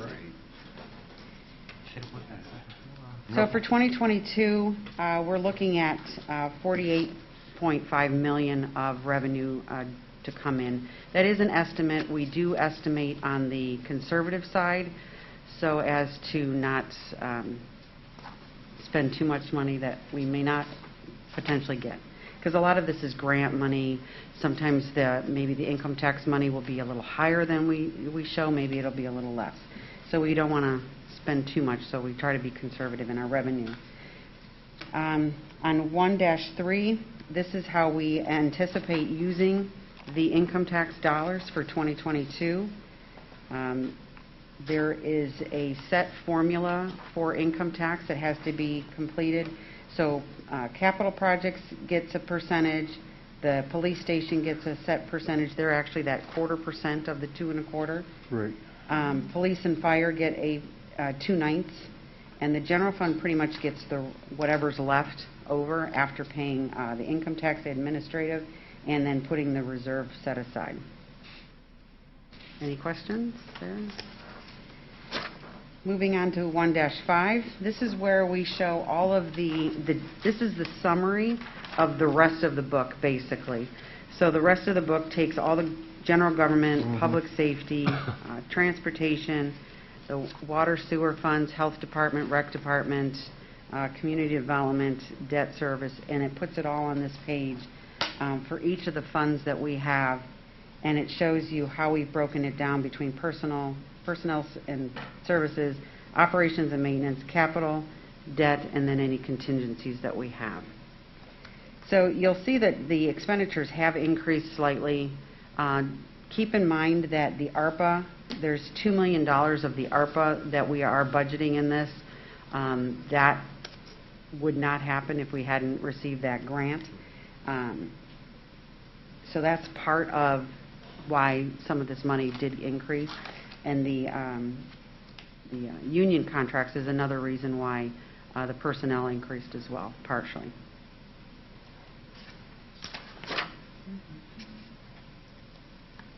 Moving on to 1-7, this is just another view of how the expenditures are allocated to public utilities, the safety services, the police facility, transportation, etc. Just kind of gives you a different overview of how we spend the funds. Yeah, I'm just kind of curious, looking at the expenditure side, I think we're all cognizant of the concerns about income because of tax revenue and things. But is there something in your mind that you think you're going to be looking at pretty closely that you think we need to be aware of that could impact on that expenditure side? Is there a certain line item, or is there something that's out there that may be costs that, Well, we're always monitoring. We do monitor these, certain line items like overtime, making sure that we try not to expend too much, but there's some departments that you can't help but pay those out. The capital projects, that's another area that we're always looking at, making sure that we're meeting the requirements of the income tax requirements of so much going to that fund, being allocated to that fund, and then so much being paid out. So we have an example where instead of using the capital project fund for an expenditure, we're actually using the new police facility, the money that's been accumulated in there to cover equipment for the building instead of using 301. Okay. So we're trying to be, just versatile in where the money comes from, and just monitoring, constantly monitoring. Thank you. So the rest of the book basically is just more detail by department and how it's allocated out to potentially some of the other departments. So say, for example, my department, a percentage goes to water and sewer fund, the stormwater. There's other departments that have that same allocation. That's something that you have approved last year, and we're continuing with the same percentages for this year. And then you just have a tab for each area. So did anybody have any questions? Heidi? Yeah, I'm looking at the table on 1-4, and I'm seeing that in 2022 our capital projects portion is actually going down, which surprises me given the work that we're going to be doing on the water treatment plant and building the city hall. So take into consideration the money that is being spent using the ARPA money has to come out of the ARPA fund. So it's not part of the capital project fund or the water sewer fund. It's actually has to be spent out of the 138 fund, which is the ARPA money. It's completely separated from our budget. Right.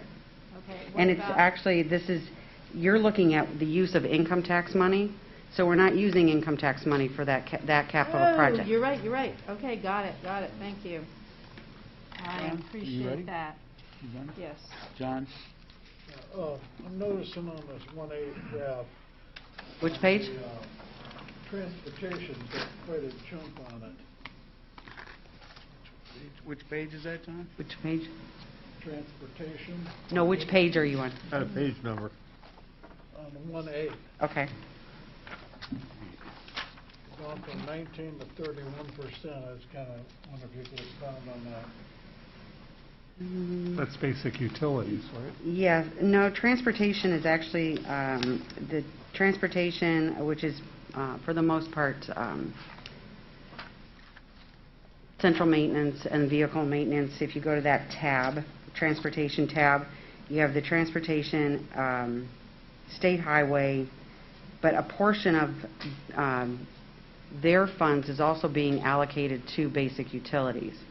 So it kind of has a separation. If you look at the detail within that fund, so say for example on 4-A and B, you'll see how it's allocated out.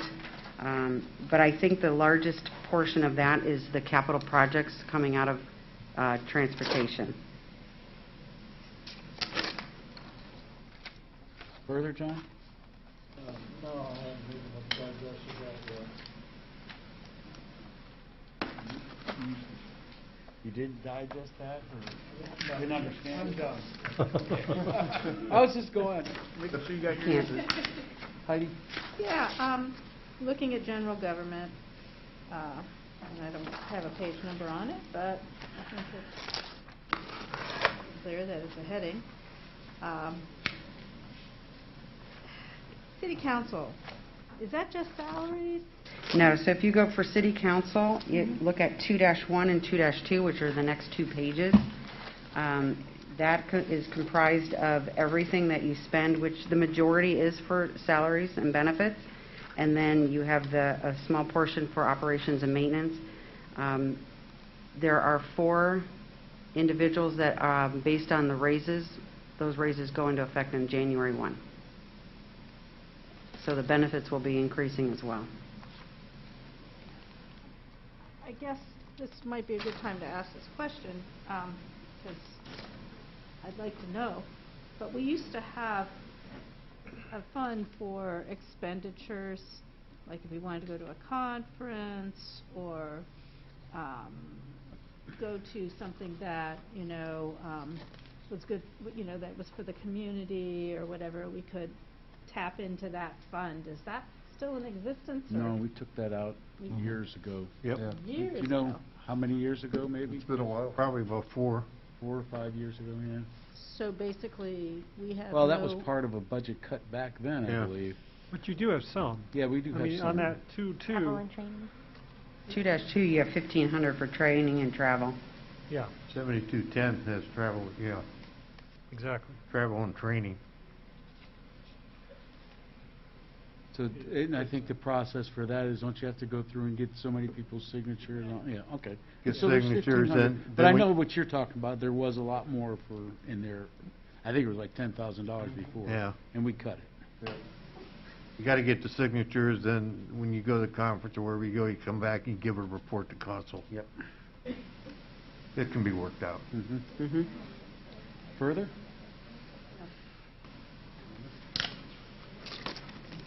I'm up next. You're done? Are you gonna, does this get approved, or how does? We would like a motion, yes. Would you like a motion? Is there any other further questions?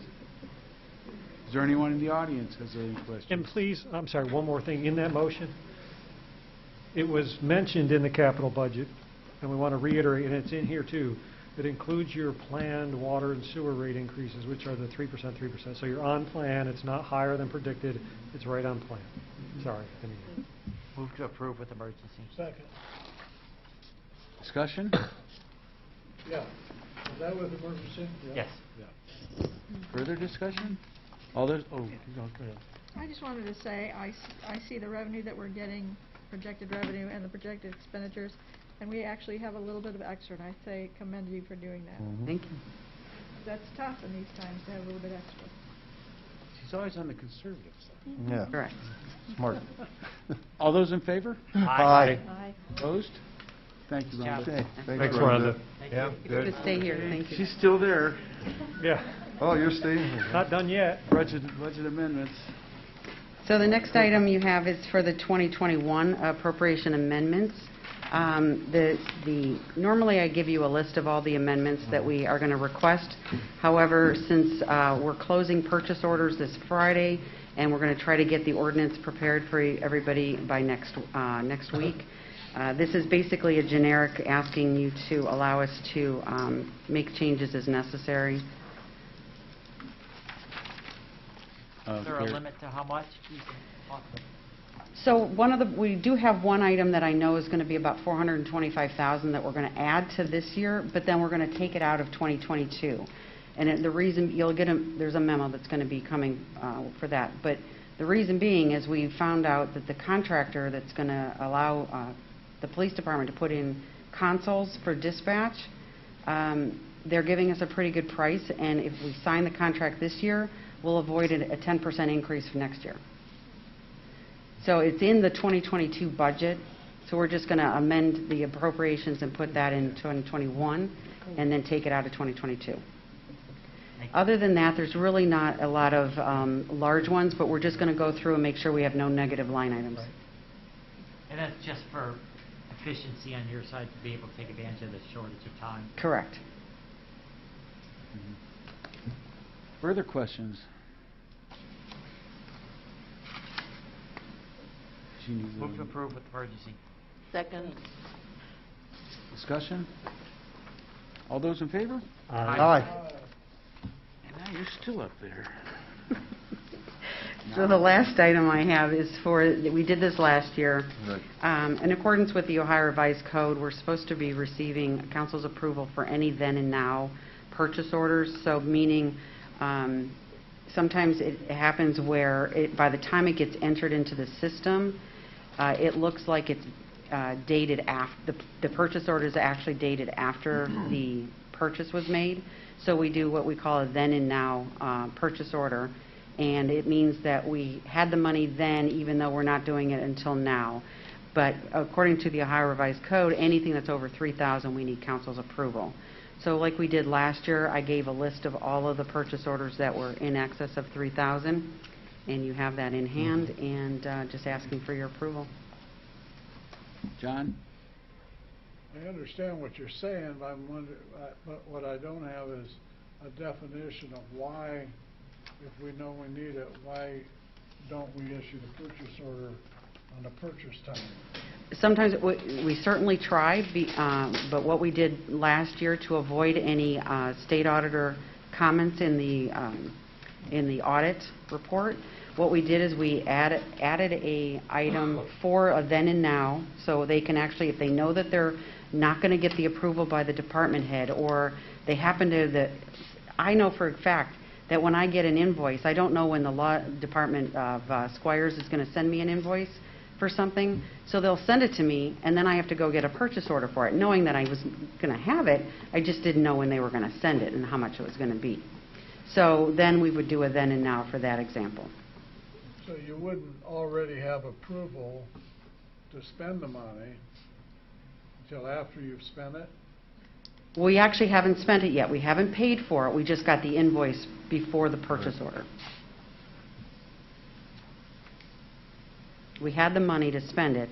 It just wasn't properly purchased, planned in the system. I'm stuck in my throat too, trying to figure it out. Could you give us an example, maybe? So like the law department, the legal counsel, they did some work for us on the tips that we did. I had no idea what their ending invoice was going to be, how many hours, that they helped us out. So they sent me a bill for $500. I get it in the mail. They never told me in advance that it was going to be $500 and what the date was. So I can either go back to them and have them send me another one, dating it after receiving, then I can go get the purchase order that day, or I do it then and now, knowing that I had the money then to pay it now. Would that be sort of like rock salt too, and that kind of stuff? Correct. It's just a The price timing issue. fluctuates. So you don't issue like an open purchase order No. for something? Correct. I don't. And some people don't.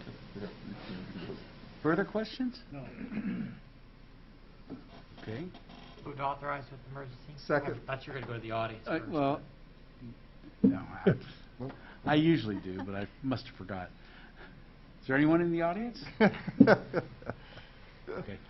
Put the motion on the floor. All those in favor? Emergency. Aye. Aye. Opposed? Thank you. Thank you. Thanks, Rhonda. Yep, nice job. City surplus, Melanie. So if you remember, I was before you back in April asking for some ability to dispose of our larger equipment. We were using those for trade-ins. We finalized our year. We've gone ahead and brought into inventory those things that were a part of the 2021 budget, and we are now looking to get rid of what you have now before you. There are 11 vehicles and 2 items that are large to medium-size equipment. As you'll see, all of those are beyond useful life. Some of them had some extensive mechanical issues with them and/or were rusted. So the majority of these are all being taken to auction. We are looking at a possible trade-in, though, for the Kenworth. So I respectfully request approval of this list in order to dispose of this public property. Questions? Seeing none. Anybody in the audience? Back to council? Move to authorize. The emergency? Second. Okay. Further discussion? All those in favor? Aye. Thank you. Thanks, Connie. Okay, I guess we're going to go on border control. Where Mr. Roller and Mr. DeLeon. Patty does these, too. Patty does. I talked to her more on jumping than backup generators. That get used I was going to say, I don't have, 3 times a year. this is a new item, so do we not have a minute? Do you guys have a minute? 2 planes. Oh, wait, here it is. No? It makes me sick. You've got it, right? That big. How come I don't have it? She just sends me all the specs. That's right. All right, so we got the minutes first. Joan, how you doing?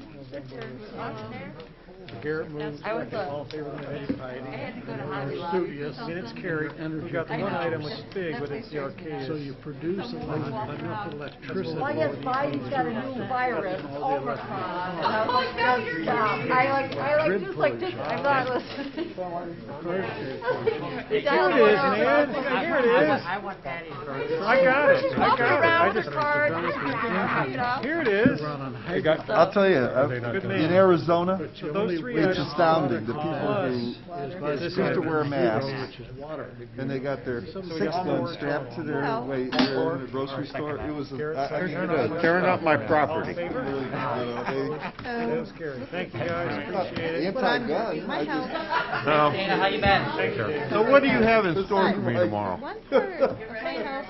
Yeah, they were overcompensating. Hey, I want to see where one of those, They're not doing it when for you something else. figure skaters wearing. I can do that. Hey. Really nice. Hi, Dana. All right. We're done. All right, we need a motion to go in executive session. I'm moving an executive session to discuss boards and commission appointments and general compensation plan and position allocations. Roll call. Mr. Imrein? Yes. Mr. DeLeo? Yes. Mr. Kuhar? Mr. Ferrara? Yes. Ms. Heidi Schaefer-Bish? Yes? Ms. Wallach? Yes. Ms. Rosenberg? Yes. Mr. Sidoti? Yes. And Mr. Turner? I got 5 minutes to clear the hall. Dan, I didn't get my cliff notes, so I don't know who that is. Suzanne? Melanie, Suzanne, Bridget. Rhonda. I have an electric. Oh, no, okay. I'm going to stay for her. I do remember.